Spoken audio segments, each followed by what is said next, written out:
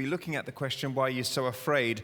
I want to encourage you over the course of this series, if you do have questions about God, Jesus, Christianity, the church, to submit those into the big yellow question mark boxes out on the patio.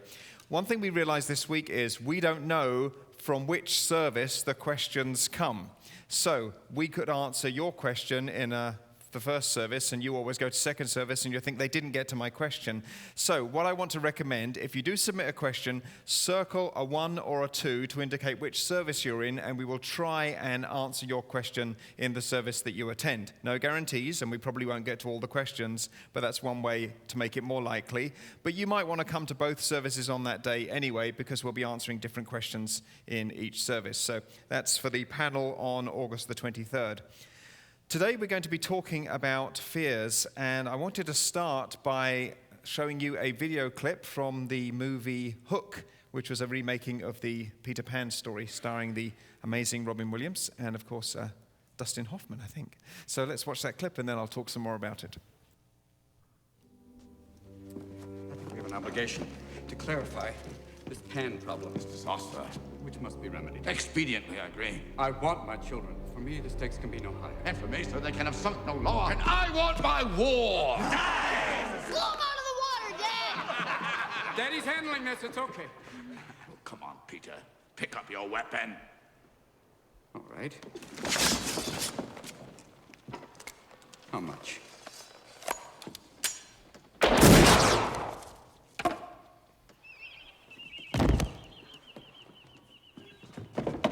Hoist them! Raise the kiddies!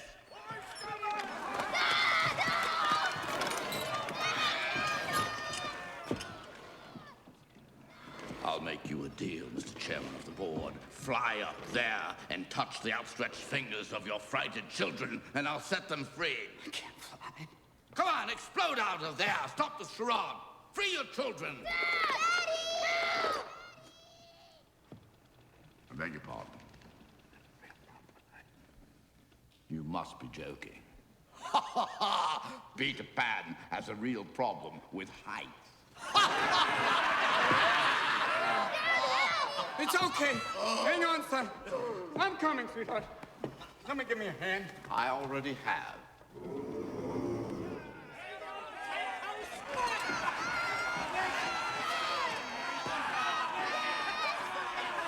Dad, come on! Daddy! Say, Daddy! You know who you are. What new game is this, Peter? Fly! Stop pretending!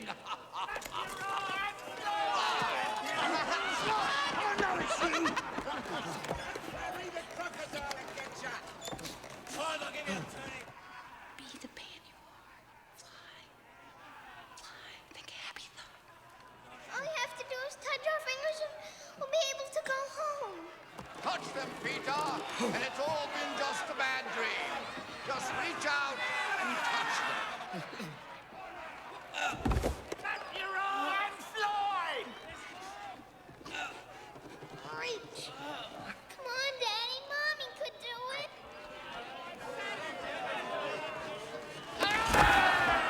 It's me, I don't understand. Why doesn't he fly? Is it not Peter Pan? He's Peter Pan, all right, Captain. He's just been away from Neverland so long, his mind's been junkified.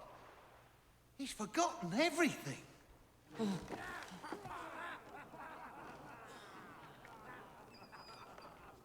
Please don't give up.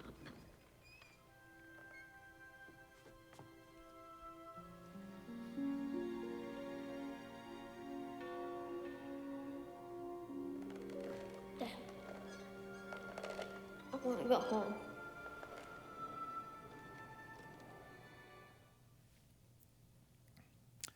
What is holding you back? What is preventing you from reaching out and rescuing others? What limits you from soaring like you should? Fear can be crippling. Fear can prevent us from doing the things we know we should do. There was a study came out recently from Chapman University in Southern California, which assessed the top fears of Americans, which I thought I would share with you. It's very specific to Americans, although some of them I'm sure are shared by other nationalities. The top one, interestingly, 25% of people, fear of public speaking. which I have no idea why that's supposed to be scary. But apparently a lot of people are very scared to speak in front of others. The second one is a fear of heights. Any fears of heights here? I'm not afraid of heights. My dad was a scaffolder, so I used to go up on the scaffolds with my dad when I was young. And I was never really afraid of the heights or even of the falling. It's the hitting the ground part that I was afraid of. Fear of bugs, snakes, other animals. Any fears of bugs? I do not like bugs that fly. I think that's cheating. I think I should be able to walk and then I can get out of their way. But bugs that fly, definitely not my favorite thing. Fear of drowning. As easily avoided, really. Fear of blood or needles. Any blood or needle phobias? Yes, okay. Claustrophobia, being confined in small spaces. We're going to put in a confessional next week, which we think will be very popular. Fear of flying, other than Peter Pan. Any other fears of flying? Fear of strangers. Fear of zombies was on the list. Interesting, isn't it? Especially after World War Z. Did anyone see World War Z? Oh my goodness. I mean, I'm a brave man, obviously, but I walked out of that movie. It was too freaking me out, so I left that one. Fear of darkness, fear of clowns. Would you believe that's in the top 12 fears? Why is that? Why is that? Exactly. I think it's Stephen King's fault in that It book or movie, or maybe it's just the enforced menacing cheerfulness of clowns that freaks people out. But it is surprising how many people are afraid of clowns, and they put them in every circus, I think, because they know there'll be small children there, and small children love being terrified by clowns. Strange. Fear of ghosts. Interestingly, one thing that this report said, a big determinant of fear is television viewing. This is what they said. Watching television talk shows with frequency proved to be strongly related to fear. It is a simple straight line effect. The more one watches talk TV, the more fearful one tends to be. Which I understand. We used to watch the Today Show in the mornings, and this was a few years ago, but it seemed like every second day there'll be like the secret killer in your kitchen, are you aware? After the commercial break, and like, well, I have to watch this now in case like my mixer is going to get up in the night and get me or something. But it was usually some plastic BHP 1794 could be killing your children. And, you know, there's good news in terrifying people. And so that tends to be the focus of talk shows, what you need to be afraid of. This morning, thankfully, we're going to be looking at a story of fear in the Bible, and with it also comes a solution to fear. If you have a Bible with you or a Bible app, open it up to Matthew chapter 8, and I'm going to be reading verses 23 to 27. It's a story about a boat. Then he, Jesus, got into the boat, and his disciples followed him. Suddenly, a furious storm came up on the lake, so that the waves swept over the boat. But Jesus was sleeping. The disciples went and woke him, saying, "Lord, save us, we're going to drown." He replied, "You of little faith, why are you so afraid?" Then he got up and rebuked the wind and the waves, and it was completely calm. The men were amazed and asked, "What kind of man is this? Even the winds and the waves obey him." Number one in your outlines this morning is this question: is Jesus asleep? Is Jesus asleep? So this was a great storm. The Greek is seismos megas, which means shaking like an earthquake. It's from which we get the word seismograph. Now, these were experienced fishermen. These weren't just landlubbers who'd never been on a boat before. These were experienced fishermen who knew the conditions of the Sea of Galilee. And when the waves really get up, they can assess the level of danger, and they think they are really going down. And this is apparently a common feature of the Sea of Galilee. And they're frustrated that Jesus is asleep. They're in the middle of a crisis. They think their lives are at stake, and Jesus is asleep. I don't know if you've ever felt like that. Where is God in the midst of trouble? Is he asleep? In Mark's telling of this same story, he has the disciples saying, "Don't you care if we drown?" And that's the question, isn't it? If Jesus does not act in our situation, if we don't sense him doing something, does it mean that he doesn't care? That he is an indifferent, possibly narcoleptic God? It's tempting to believe that, but our perception of the level of danger and God's perception may be very different. For sure, we all worry about things that in the end turn out to be nowhere near as bad as we dreaded. But Jesus' sleep in the boat is not demonstrating a lack of care or concern for the disciples. He said, "We will go to the other side," and he knows they will get there, his sleep is a rest of faith. But experienced fishermen, they see the towering waves in the wind. We can understand why they might have their doubts. It's one thing to declare trust in the calm. It's another to actually practice trust in the middle of the storm. I don't know what storm you may be in right now. I don't know if you feel that Jesus is asleep, but this can be the time to practice trust rather than just declare it. Number 2 on your outline, why are you so afraid, O you of little faith? The Greek word here is deilos, which can be translated cowardly, timid, full of dread, faithless. And it seems that there's a correlation here, an inverse relationship between faith and fear. The more you have of one, the less you have of the other. And as I was thinking about that this week, I was reminded of Hugh Latimer. And if you know English history, then this might be familiar to you. Hugh Latimer was born in 1487 and became chaplain to King Edward VI. And in 1555, under the reign of Queen Mary, he was burned at the stake. His offense was to challenge the Catholic belief of the real presence of Christ in the Mass, what they call transubstantiation, and the belief that attendance at Mass could gain you merit points with God. Being a true Protestant, he believed in salvation by faith alone, even that Christian good works like going to church didn't earn your salvation, but it was just by Christ. And he was burned at the stake with his fellow martyr, Nicholas Ridley, and is reputed to have said this: "Play the man, Master Ridley. We shall this day light such a candle by God's grace in England as I trust shall never be put out." That takes faith. When you're about to be burned alive, to make such a statement, that takes faith. But if we are honest, most of us would say that there is a mixture in us, that we're not fully fearful and we're not fully full of faith either. But there's a mix. In some areas of our life, we might have great faith, but in other areas, we're fearful, whether that's about finances, the safety of our children, the security of our employment, or any other thing. So what are the effects of fear? How does that make a difference to how we live? One of the obvious effects for some people of fear is panic or irrationality. We don't think straight, we don't make good decisions, and our judgment gets clouded. Fear can do that to you. The second is paralysis. We simply freeze. We can't make a decision for fear of it being wrong. We analyze and overanalyze, but we can't bring ourselves to act in case we make a mistake. I think this next one is a really common one, over-caution. We play it safe. We maybe decide, I can never go on a missions trip. What if I don't like the food? What if I get sick? What if they can't understand me? What if I present the gospel and they reject it? What if I don't get on with my teammates on the missions team? What if I'm on my way back to America and I'm on my way to the airport and someone steals my passport just as I'm about to get to the airport, which happened to Jolie just this last week, but everything worked out fine. All these fears can actually prevent us from going and doing something like that and finding out how amazingly God could use us in that environment. Or what about serving in the church? We can be fearful about that too. What if I make mistakes? What if I get it wrong? What if I disappoint people? What if I'm not good enough? And so we don't get involved and we just become consumers of Christianity rather than giving out from what God has given us. Or maybe our fears revolve around giving. We're introduced to this concept of tithing, giving 10% of our income to God, and we go, well, that seems like a lot of money. And what if I can't make ends meet if I give 10% to God? What if God doesn't take care of me financially? Then what will I do?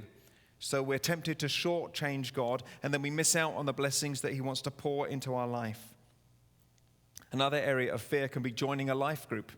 I remember at my last church, the guy who's actually in charge of life groups there, he told a story about the first time he ever went to a life group. And just in case you don't know what life groups are, they're little groups that meet in homes throughout the week for Bible study, encouragement, prayer, and so on. The first time he and his wife drove up to a life group, they actually stopped outside the house and were so afraid to go in that they drove around the block again. And they drove around the block again, and it was only after 3 times that they finally mustered up the courage to go into the house and meet with the people that were doing the Bible study there. And I know that can be intimidating because going into someone's home, I mean, it's much more personal, isn't it? I mean, if you come into church and you don't like what someone's saying, you could just get up and walk out and no one would notice, except me, and I do notice who it is. But, you can sort of get away with that. But if you walk into someone's home and then after 10 minutes you're like, I don't like these people, I don't feel that they're my kind of people, what are you going to do? Are you going to tell them? You know what? You people are horrible.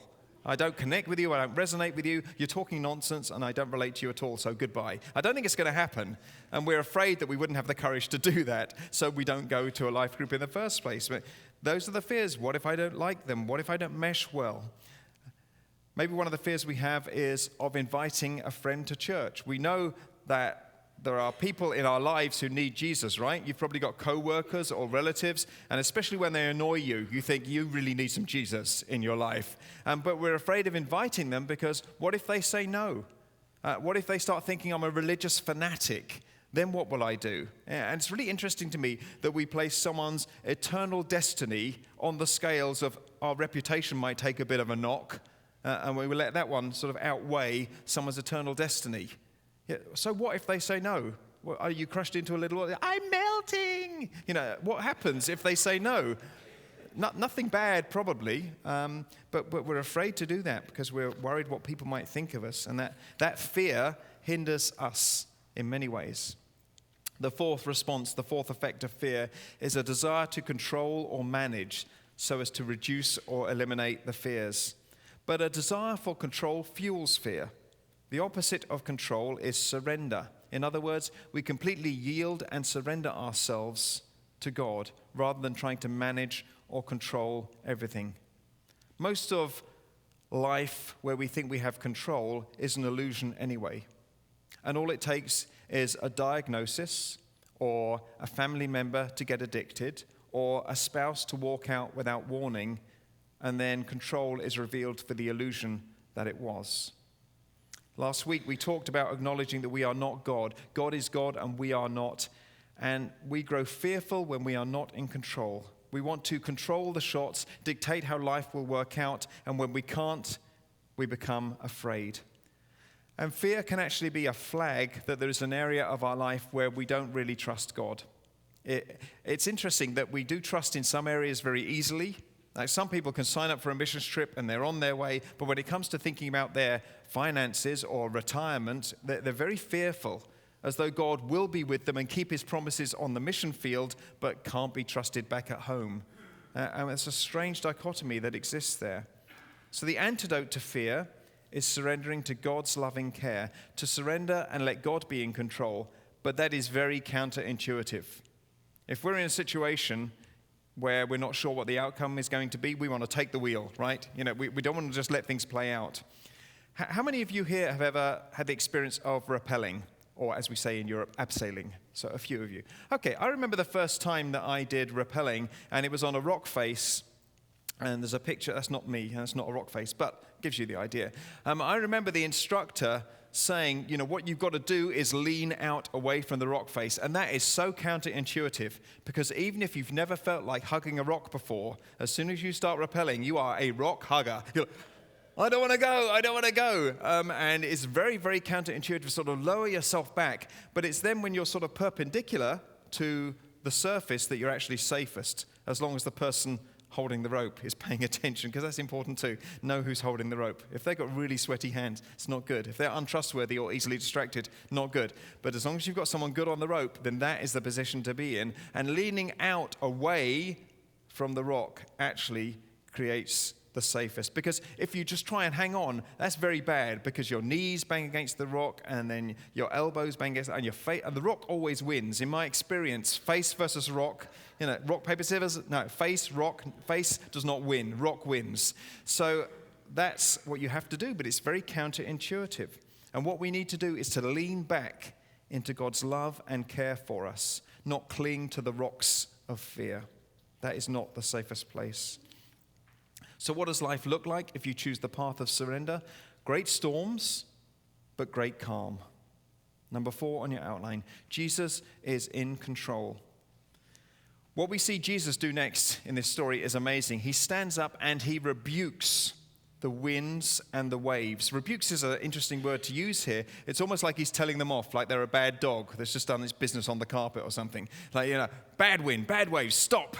And it ceases immediately, which is miraculous, because on the Sea of Galilee, when a storm comes up, it tends to dissipate slowly. It doesn't just stop instantly. That's miraculous in itself. He is the Lord of nature, and if he can control that, then he can take care of what is going on in my life. There is a transition from mega storm to mega calm. And many of you have experienced that. Even in the middle of crisis, you've experienced this peace of God. The Apostle Paul wrote this to the Philippian church. Do not be anxious about anything, but in every situation, by prayer and petition, with thanksgiving, present your requests to God. And the peace of God, which transcends all understanding, will guard your hearts and your minds in Christ Jesus. That's a couple of verses worth memorizing, by the way. It's not just a nice thought. This is an experiential reality. And notice this peace of God transcends human understanding, which means other people will not understand how in the midst of a crisis you can experience peace. Because even in the crisis, God is pouring peace into your heart.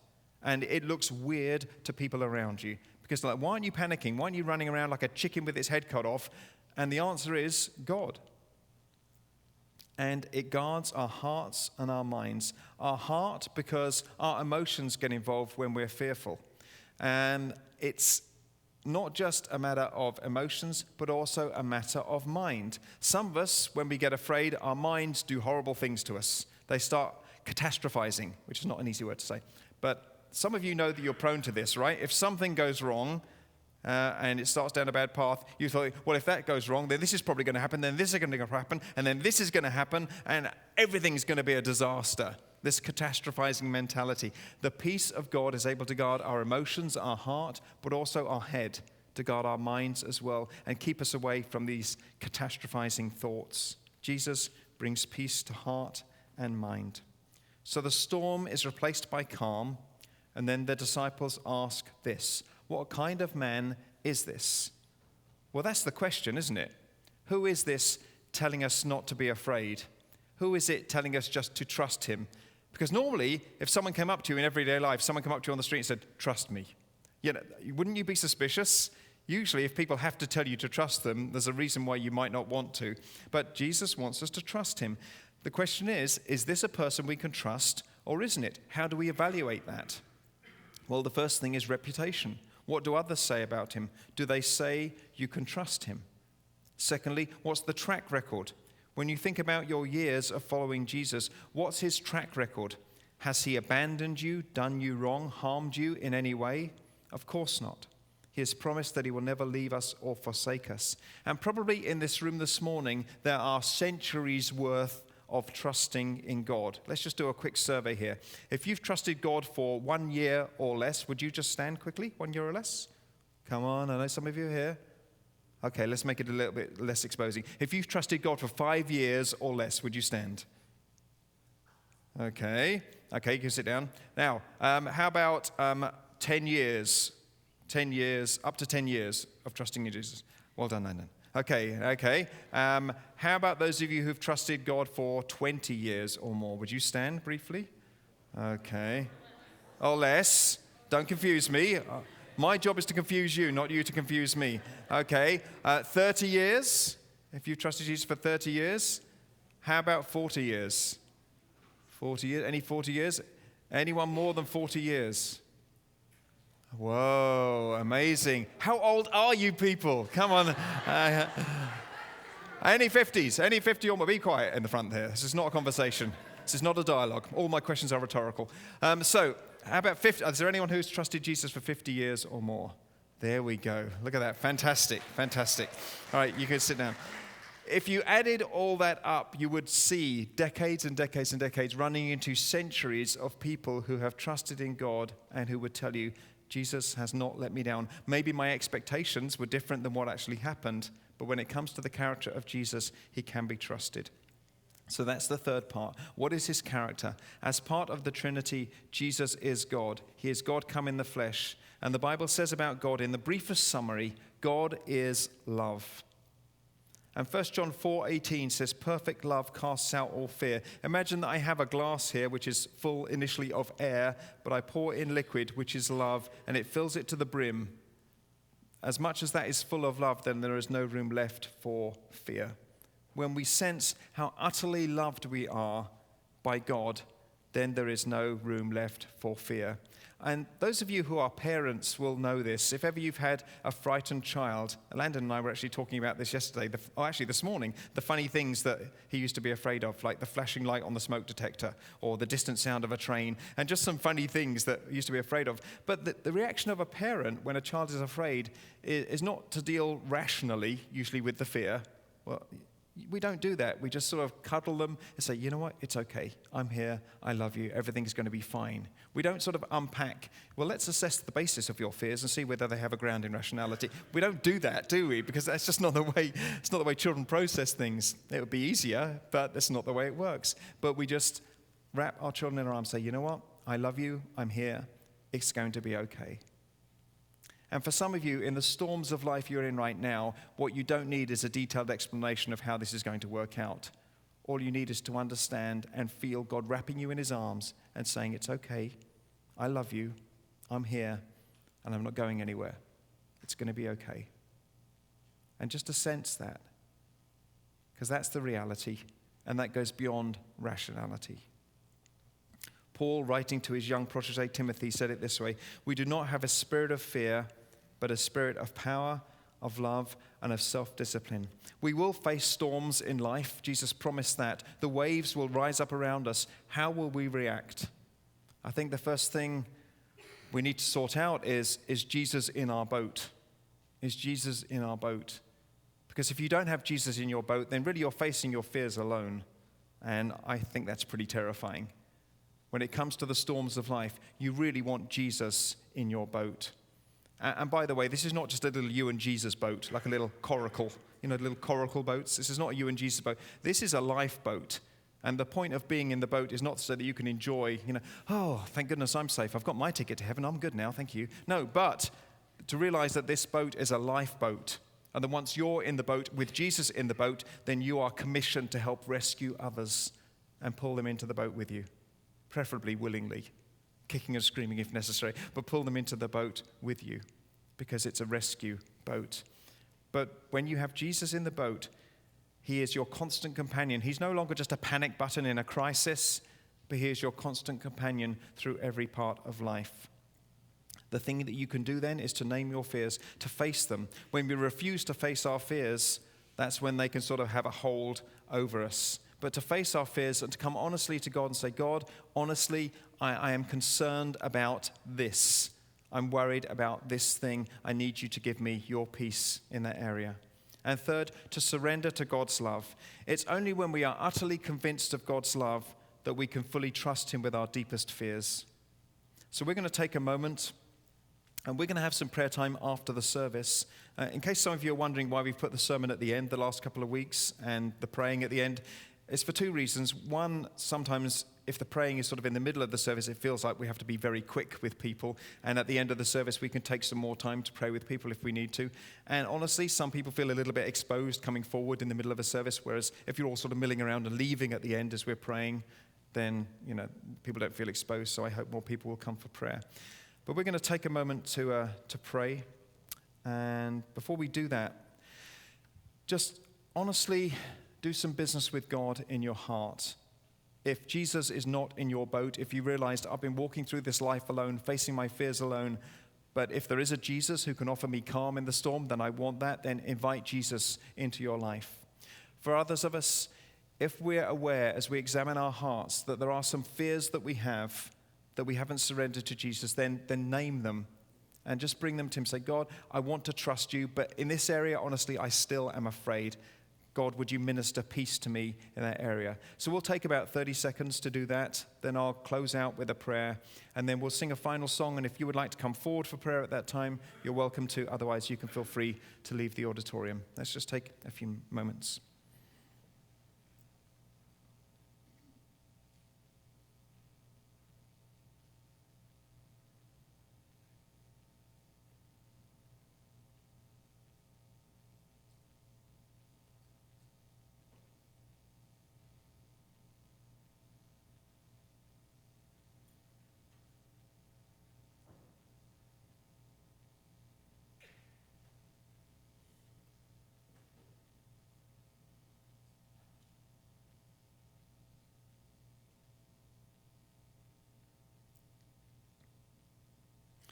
Jesus, I pray that you will help us to trust you with every aspect of our lives.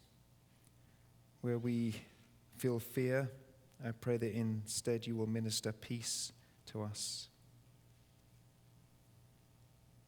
And God, I pray that we will hear your voice to us this morning, saying, I'm here, I love you, I'm not going anywhere, it'll be okay. I pray that we can rest in the security and knowledge of your incredible love for us. In your name, amen. So we're going to close out with a song. There'll be some people up front here. If you want to pray with someone about fear, about inviting Jesus into your life, anything else that's going on that you want someone to stand with you in prayer, we'll be happy to do that. And as the song closes out, feel free to leave the auditorium.